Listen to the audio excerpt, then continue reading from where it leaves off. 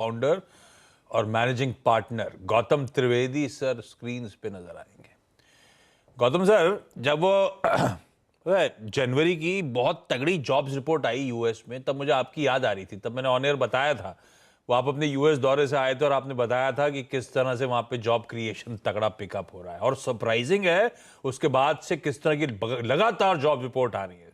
सारे कदम उठा लिए, एक ही चीज लेबर मार्केट सबकी कंसर्न बन गया है। क्या लग रहा है सर, ये इसका इंटरप्रिटेशन क्या है? इसका मतलब क्या फेड हॉकिश होगा, या इसका इंटरप्रिटेशन ये है कि इन्फ्लेशन डिसइन्फ्लेशन की प्रक्रिया शुरू हो गई है, जॉब्स मार्केट स्ट्रेंथ में है, तो शायद एक सॉफ्ट लैंडिंग होगी, ज्यादा दिक्कत नहीं आएगी यूएस में? कैसे रीड करूं इस डेटा को, और कैसे रीड करूं एफओएमसी के स्टेप्स को? आपकी बात सही है कि सॉफ्ट लैंडिंग होगा या हार्ड लैंडिंग, सवाल ये पैदा होता है। और आप जहां तक देखें कि वॉरेन बफेट हो या जो सबसे बड़े हेज फंड मैनेजर हो अमेरिका के, या बड़ी बड़ी बैंकों के जो चेयरमैन हो, वो सब बोल रहे थे करीबन 6-8 महीनों से कि अमेरिका में 2023 में बड़ा रिसेशन आएगा। अभी ये बड़ा, मुझे अब तक फरवरी 1.5 महीने हो चुके हैं 2023 के, और अब तक भी कोई बड़ा रिसेशन की उम्मीद नहीं लग रही है। ऐसा फिलहाल तो नहीं लग रहा है। लेकिन जो आप जॉब्स की बात कर रहे हो, जो मैक्सिमम जॉब लॉसेस हुए हैं अब तक, वो है टेक्नोलॉजी सेक्टर। और वो क्षेत्र में जिस तरह से वैल्यूएशन बढ़ चुके थे, जिस तरह से और उसके बाद जो यूटर्न आ गया उनके शेयर बाजार में, टेक स्पेसिफिकली टेक की बात कर रहा हूँ मैं, इन अमेरिकन टेक कंपनीज में। और जिस तरह से फेसबुक को भी देखो, जो कंपनी जिसका एनुअल कैश फ्लो करीबन $45 बिलियन है, उनका शेयर भी करीबन 65 से 70% पिट गया। सो जब जब वॉल स्ट्रीट देखता है कि ये शेयर इतना गिरता है, तो कंपनी पे दबाव आता ही है कि आप कॉस्ट कटिंग शुरू करो। तो जहां तक कि जो जॉब लॉसेस हुए हैं, वो मोस्टली टेक सेक्टर में सीमित है। आउटसाइड ऑफ दैट मुझे लगता है कि इतने जॉब लॉसेस नहीं हुए। और जो इन्फ्लेशन का जो मामला आप बता रहे थे, कि मुझे अभी भी लगता है कि इन्फ्लेशन कम नहीं हुआ है अमेरिका में। तो मेरा एक मेरा कजिन है जो अमेरिका में रहता है, और मैंने जब उससे पिछले हफ्ते बात की, उसने बोला कि आज की तारीख में जब मैं सुपरमार्केट में जाता हूँ ग्रोसरीज खरीदने के लिए, दूध हो, ब्रेड हो, चीज हो वगैरह, बटर वगैरह, उसका जो टोटल बिल है प्री कोविड से डबल हो गया है। तो ये इन्फ्लेशन ऑन द ग्राउंड अब तक कम नहीं हुआ है। और मुझे लगता है कि फेड शायद 50 से 25 कर दिया है बेसिस पॉइंट्स रेट हाइक, लेकिन मुझे लगता है ये 25 भी बेसिस पॉइंट्स जो रेट हाइक आने वाली भी है, वो लगातार रहेगी। मुझे नहीं लगता है कि Fed will ease at this point. तो फिर गौतम सर, अब तक क्या है, हम लोग को आदत थी थोड़ा सा बढ़िया स्मूथ मोमेंटम की। मेरे ख्याल से 7 साल से हम अच्छी तेजी, और ये 8th ईयर अब जब आए तो थोड़ा सा वॉलेटिलिटी, थोड़ी सी नर्वसनेस स्क्रीन पे क्लियरली एविडेंट है। दो इंपॉर्टेंट चीजें, क्योंकि मैंने सुना आपको कहीं कॉन्फ्रेंस में जल्दी जाना है, तो दोनों को क्लब कर देता हूं। एक तो बाजार पे इस वॉलेटिलिटी के बीच अब जब खड़े भारतीय बाजार, तो 2023 के लिए आपको निफ्टी पे आउटलुक क्या बैठ रहा है? क्या आप इन लेवल्स पे इस कंसोलिडेशन के बीच एक्यूमुलेशन कर रहे हो?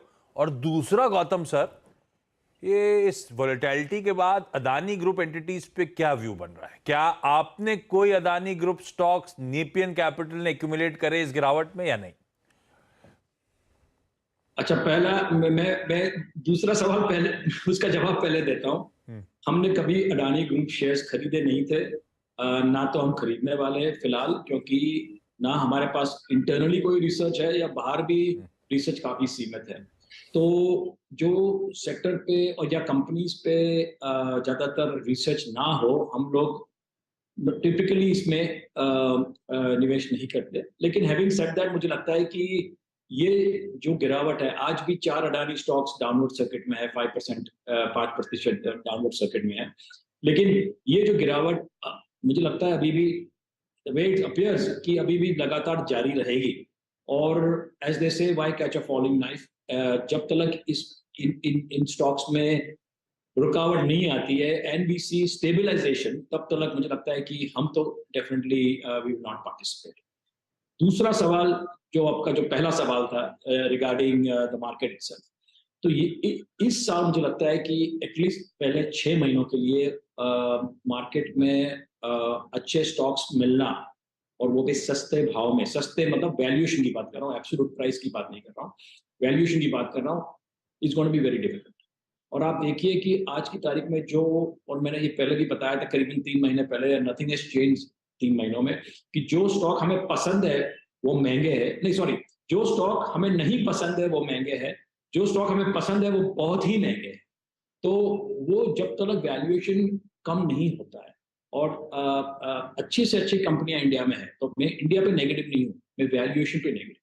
और ये हो सकता है कि आने वाले 4 या 5 महीनों में there will be a better entry point, and that's the reason हम लोग कोई जल्दी में नहीं है, ये मार्केट को करेक्ट होने दो, और करेक्ट होगा ही।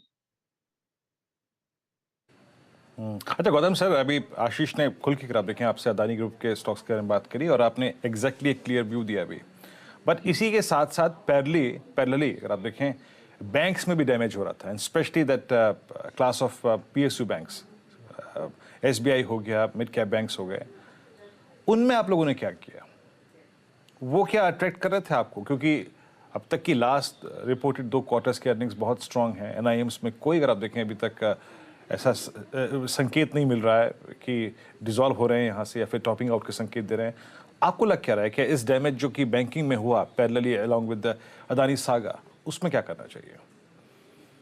मुझे लगता है कि फिलहाल जो पीएसयू बैंक्स है, जो मतलब पिछले 3 सालों में काफी बढ़ चुके थे, और उसकी एक वजह ये भी थी, ऑफ कोर्स अर्निंग्स इंप्रूव हो चुके थे, एनपीएल प्रॉब्लम धीरे धीरे कम हो रहा था और अभी भी कम हो रहा है। लेकिन आपको याद होगा 2 साल पहले अपने फाइनेंस मिनिस्टर ने ये भी बजट में अनाउंस किया था कि वो लोग सरकार 2 बैंकों का प्राइवेटाइजेशन करेंगे। अब तो कुछ हुआ तो नहीं है, उन्होंने नाम भी नहीं दिया कि कौन सी 2 बैंक, लेकिन उसकी वजह से जो रैली शुरू हुई तब से, 2 साल पहले की बात कर रहा हूँ, और ये जो अभी करेक्शन आया उसमें कोई सरप्राइज नहीं है। मुझे लगता है कि ओवरऑल पीएसयू बैंक, हम लोग तो कोई भी PSU, we don't own any PSU banks right now, हमारा investments mostly private sector banks में और फ्यू एनबीएफसीज। लेकिन मुझे लगता है कि everything is good at a price, and जो पीएसयू बैंक्स में थोड़ी और गिरावट आएगी तो मुझे लगता है some of these banks could be interesting. ये भी आप याद रखिए कि पिछले करीबन 3 हफ्तों में एफआई का सेलिंग लगातार रहा है, और if you look at the total FI holding जो है ना, उसमें सबसे बड़ा परसेंटेज जो है एफआई होल्डिंग की is in banks and financial institutions. So उसकी वजह से जो सेलिंग आया है एफआईएस का, तो वो लगातार बैंकों में आया है, फाइनेंशियल स्टॉक्स में आया है, इंक्लूडिंग प्राइवेट सेक्टर। ऐसा नहीं है कि सिर्फ पीएसयू में गिरावट है, तो प्राइवेट सेक्टर बैंक में भी गिरावट आई है। और मुझे लगता है कि जब तक ये एफआई का सेलिंग रहेगा, क्योंकि पिछले करीबन 13 महीनों में उन्होंने, मुझे लगता है करीबन 1,65,000 करोड़ का नेट सेलिंग किया है, और जब तक ये दौर चेंज नहीं होता है, मुझे लगता है कि बैंक्स पे और इन जनरल इंडियन मार्केट्स पे प्रेशर रहेगा ही रहेगा। ये सेलिंग चेंज क्यों नहीं हो रही गौतम सर? बाकी 2022 पूरा गजब की सेलिंग हुई एफआईएस की तरफ से, और ये 2023 में अब तक पहले जो 1.5 महीने निकले हैं वो सेलिंग रुकी नहीं है।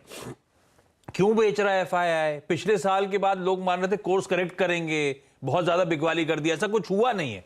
ये ऐसा हो रहा है क्या कि पैसा वाकई चाइना में चैनलाइज हो रहा है, नया पैसा यहां नहीं आ रहा वहां जा रहा है, वहां पे मोमेंटम ज्यादा अच्छा है, वहां पे वैल्यूएशन ज्यादा अच्छे हैं? ये हो क्यों रहा है ऐसा? देखिए इसमें क्या है कि आप पिछले करीबन गैस 14-15 महीनों में देखो तो इंडिया का वैल्यूएशन, निफ्टी की 50 की बात कर रहा हूँ, एमएससीआई इंडिया को देख लो, कोई भी इंडेक्स को देख लो आप, तो अपना valuation MSCI China, MSCI emerging markets हो या एमएससीआई एशिया एक्स जापान हो, उससे डबल था।